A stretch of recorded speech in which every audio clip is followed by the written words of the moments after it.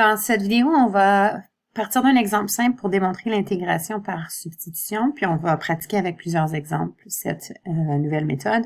Donc, on avait déduit dans la vidéo précédente que l'intégrale serait quelque chose comme ça. Donc, quand j'ai cos d'une fonction affine, l'intégrale sera sin de cette même fonction affine divisée par la dérivée de cette fonction affine, donc divisée par 3. Donc, c'est un exemple simple qu'on peut arriver à faire logiquement dans notre tête, mais regardons si on utilisait une stratégie de substitution, comment ça fonctionnerait.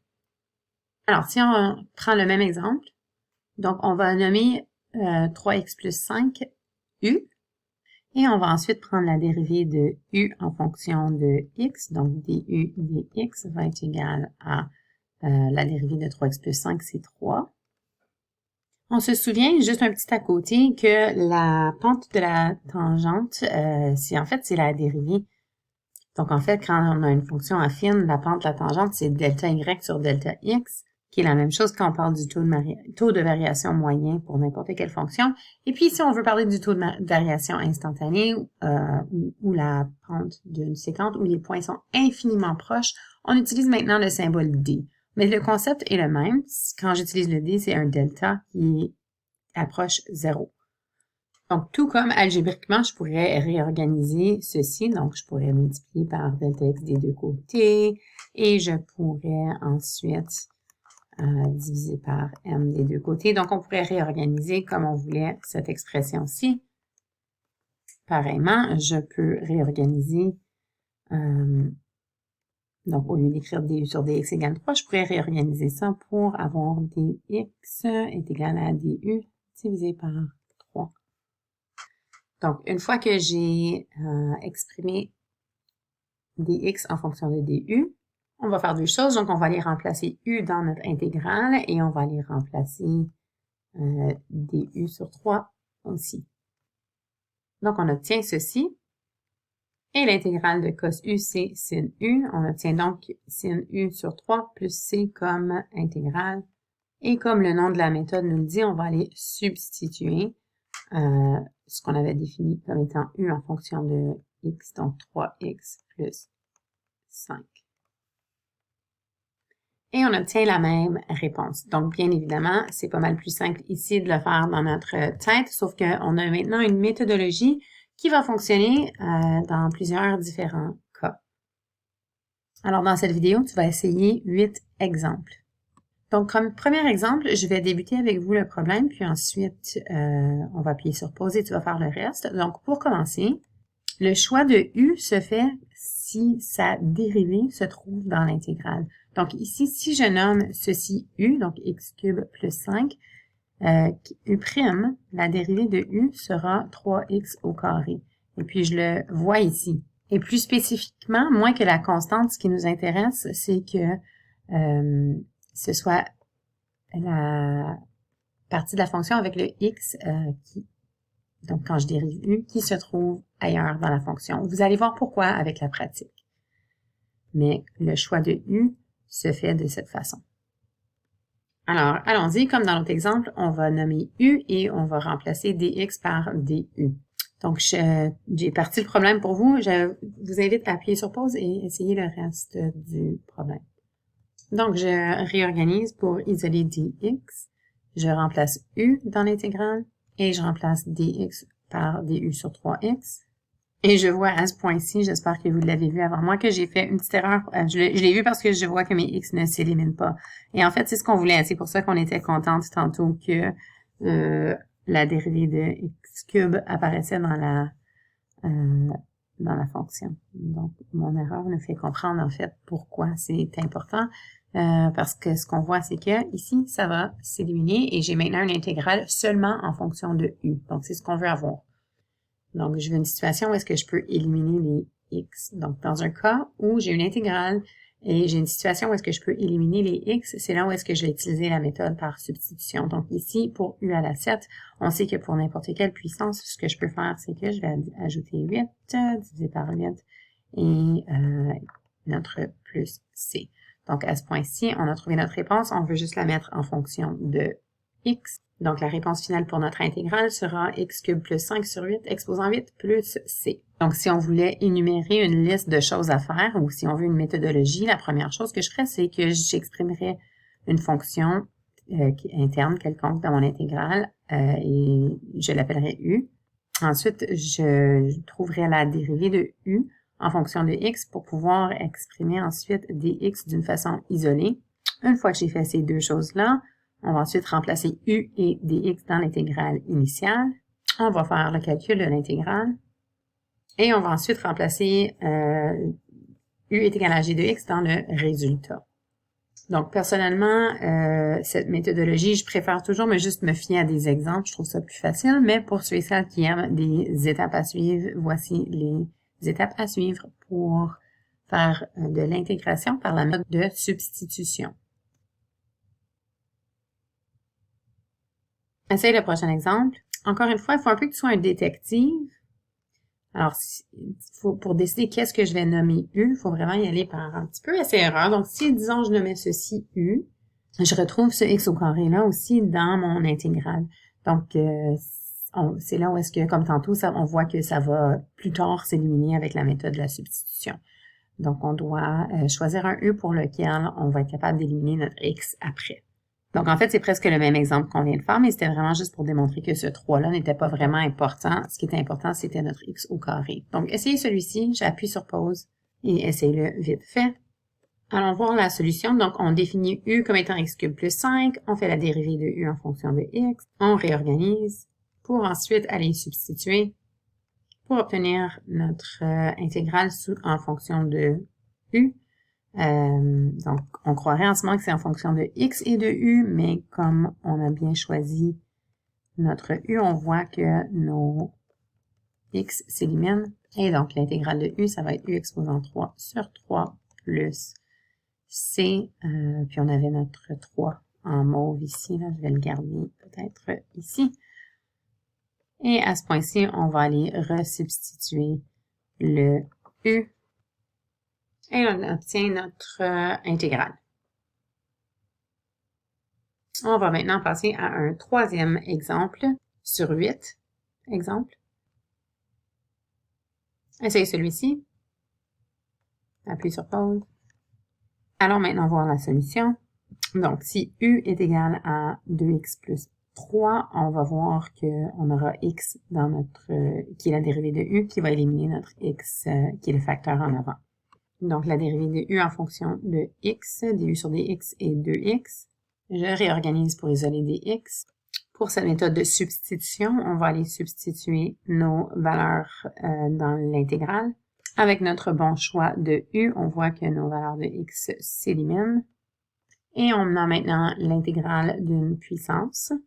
Donc, ce sera égal à 1 demi plus 1, qui va me donner 3 demi. Comme exposant, divisé par 3 demi, sans oublier qu'on avait notre 2 au dénominateur, plus c. Donc ici, on a donc, si je resubstitue u par x au carré plus 3, on a le résultat de notre intégrale. Passons à notre quatrième exemple. Alors, évalue cette intégrale, appuie sur pause. Alors ici, on a choisi u comme étant x au carré plus sin x. Pourquoi? Parce que quand je dérive u, si je réorganise, je vois en fait que quand je vais aller substituer, puisque la dérivée de u était 2x plus cos x, on voit que ça va éliminer mon terme qui est une fonction de x. Et on va pouvoir intégrer tout simplement en fonction de u, qu'on voit ici qui est une fonction... Bon, c'est 1 sur u. J'allais le mettre sous forme de fonction puissance, mais on se souvient que quand c'est u exposant moins 1 ou 1 sur u, en fait, on peut déjà conclure, en fait, que l'intégrale, c'est ln de u plus c.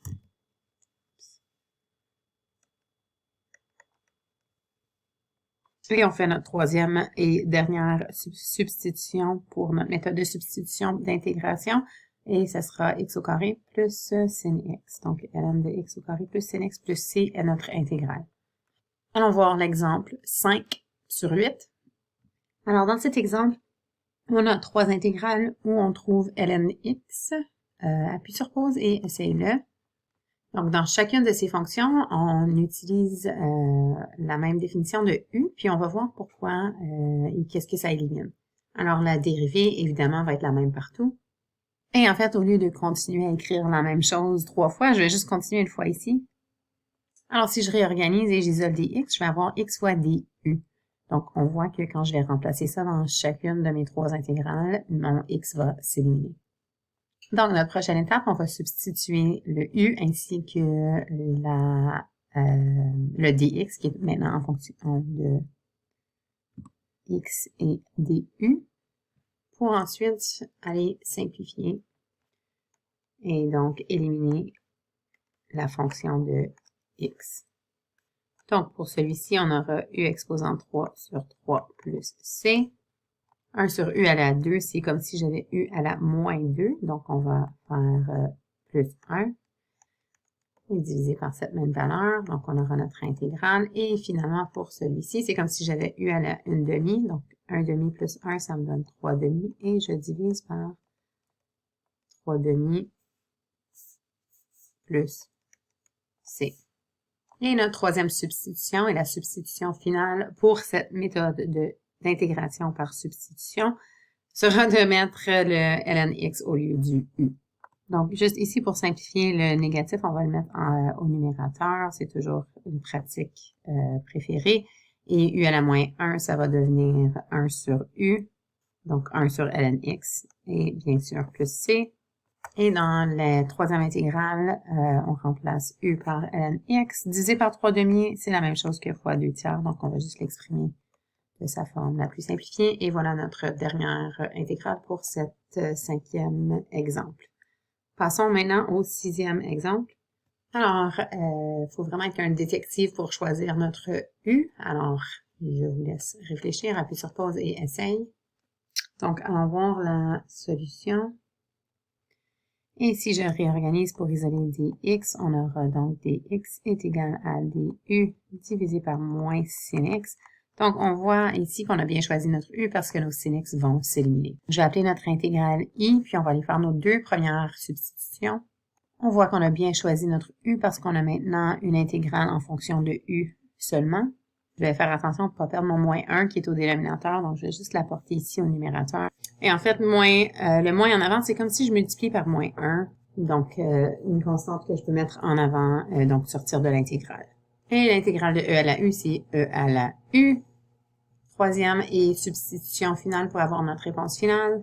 On obtient donc que l'intégrale est égale à moins e exposant cos x plus c. Si jamais tu doutes de ta réponse et tu veux vérifier, tu peux utiliser la calculatrice graphique GeoGebra qui a une fonction intégrale. Donc, si je tape le nom de la fonction, donc j'appelle intégrale et je lui donne comme argument, ici j'avais appelé ma fonction f, ça va me donner en fait l'intégrale, donc moins e à la cos x plus c. Donc, c'est notre... ça nous le représente aussi graphiquement, mais on peut vérifier qu'on avait bel et bien la bonne réponse. Passons à l'avant-dernier exemple de cette vidéo. Alors, calcule l'intégrale suivante. Allons voir la solution. Donc, on va choisir u comme étant 3x au carré plus 1. Et puis, on voit qu'en prenant la dérivée et en faisant nos 2 premières substitutions, on voit qu'on élimine les x de notre expression pour pouvoir dériver tout simplement en fonction de u. Désolé, pas dériver, mais intégrer. Donc, l'inverse. L'intégrale de cos u, c'est sin u, et on est prêt à faire notre substitution finale. Et on obtient notre intégrale. Et je réalise maintenant que j'ai oublié le 6. Donc, on avait un 6 ici, ce qui veut dire que j'aurais un 6e ici. On a maintenant notre résultat final. Et maintenant, notre exemple final. Trouve l'intégrale de la fonction suivante, appuie sur pause et essaye. Allons donc voir la solution. Donc, si je choisis u comme étant x cube plus 1, je vois qu'en le dérivant, on obtient 3x au carré. Donc, je sais que ce x au carré pourra se simplifier. Une fois que je réorganise pour isoler des x, et qu'une fois que je substitue, comme on peut voir ici. Donc, on va obtenir L'intégrale de 1 sur U en fonction de U sera ln U. Et après notre troisième substitution qui est finale, on obtient le résultat de l'intégrale. Alors, pour conclure, pour U étant une fonction de x, la plupart des intégrales qui vont nécessiter la méthode de substitution aura une des formes suivantes. En inspectant les résultats, vous voyez en fait que c'est l'inverse de la règle de dérivation en chaîne. Comme par exemple ici, on a le cas de U' sur U. Au fur et à mesure que tu deviens très confortable avec la méthode de substitution, tu peux sauter les étapes et passer directement au résultat comme on voit ici. Mais honnêtement, faut vraiment être super confortable avec la méthode de substitution. Donc, c'est ce que je recommande et non seulement de sauter les étapes. Mais si tu es vraiment capable, puis tu vois ici que, ah oui, en effet, ça c'est 1 sur x, c'est la dérivée de ln exposant 2, tu pourrais utiliser l'inverse de la règle de dérivation en chaîne. OK, mais pratiquez plutôt comme on a fait dans les exercices. Alors, c'est tout pour notre c'est-à-dire notre méthode d'intégration par substitution.